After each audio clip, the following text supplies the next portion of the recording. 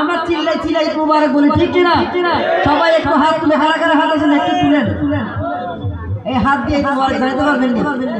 এখন যদি বলি সালামি দিব তাহলে সবার আওয়াজ বাইরে যাবে, ঠিক কিনা? সালামি আমরা না, সরকার মুস্তাফা আমাদের সালামি দিবে, ঠিক না বেটি? সবাই একসাথে